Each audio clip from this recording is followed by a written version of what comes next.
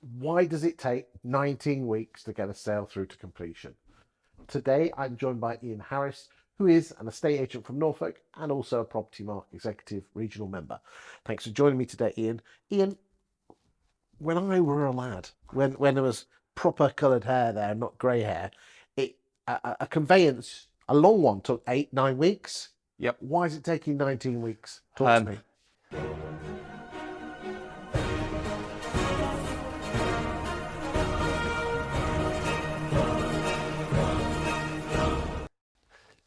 The conveyancing process is exactly as it was. And when I look back 40 years, I can remember the solicitors that I was dealing with. Actually, in Norwich, we're getting them through very regularly in 6 weeks with no computer-aided technology. And the letter that you got from the solicitor when you sent the memorandum said, we'll let you know when contracts are exchanged. And indeed they did. You actually had to do very little in terms of sale progression to get you from point A to point B. The problem is the process hasn't changed. Technology, rather than solving problems, has actually created them, in my view.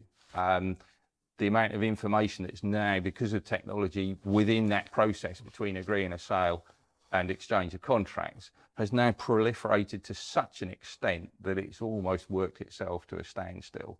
And it's not good for clients either. I see title reports come through for clients yay thick, and clients are expected to read that through and understand that and comment back to their solicitors in a weekend.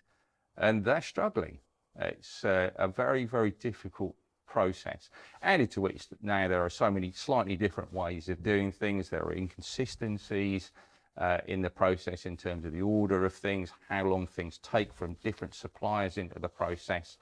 It is really getting quite messy, and I think that's part of the reason that it is taking so long. What are the other reasons? I think that some of the bits of the process, so mortgage offers, anything to do with land registry can take a long time. And if you find any of those things out where there are issues very late on in the process, they can take a long time to sort out. And that's where we get some of these transactions that just remember, it's an average at 18, 19, 20 weeks. Some are taking an awful lot longer than that. And that's problems that are identified at a really late stage rather than an early stage very often. So what's the solution?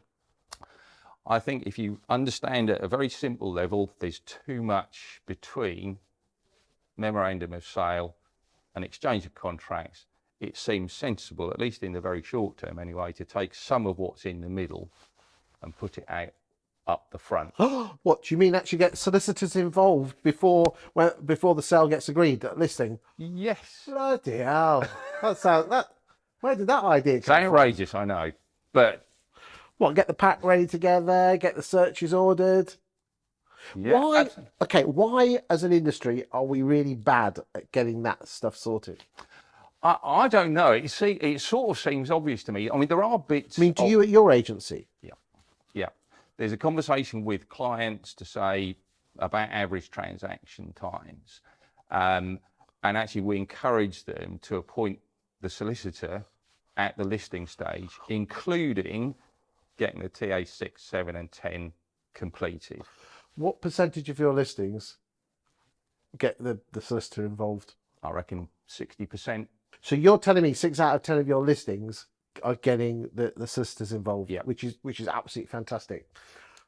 How does that convert through to how long it takes to get an average sale through, considering that the national average is 19 weeks? It's 12 weeks currently. Wow. And we measure that over 3-month windows. So every month we do a 3-month window, and we've got that settled out now at 12 weeks. So that means you're getting paid quicker. You'll probably have less fall throughs.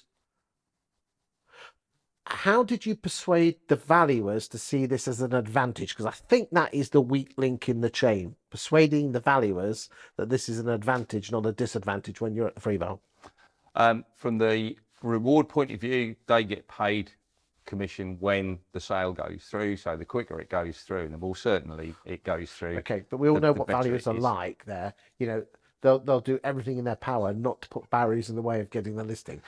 That's the important bit. What are you doing? What are you saying to your valuers to prove that to them? Because you know what they're like on the doorstep. The important thing is what they're saying to the customers. Yeah. And there is big buy-in on this. So when you see a potential customer, you're talking about being sale ready as well as market ready, because the average transaction times are much, much lower. And then at that point, your clients are all ears. And actually, it's a fairly simple explanation then as to how they might do that. So appoint your solicitor now, because if you appoint your solicitor now, get your pro formas filled in, so that the memorandum can go out straight away. How did you get buy-in to the valuers? Because you know what valuers are like. Because you surely, when you mentioned this at the area meeting, people would have gone, whoa. I bet. No, I actually know. They were keen. They were keen. They are keen. You do genuinely surprise me. Maybe there's a culture into our organisation. Okay, that's great to hear, because most valuers will do everything in their power not to put barriers in the way to get the listings. That's why most valuers are crap at getting mortgage leads.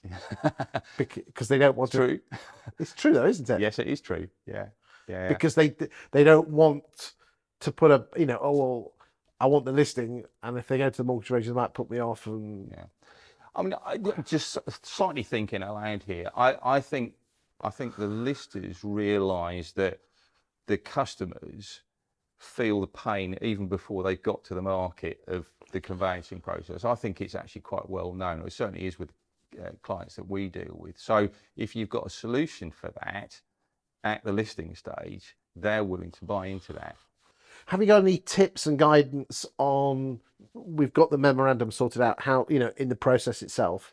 Yeah, so if you can get the draft contract pack out to the buyer solicitors within 48 hours of your memorandum going, that's an immediate time saving. I've had a client that I'm working with just outside of Watson's, just helping him because he had a bit of a problem.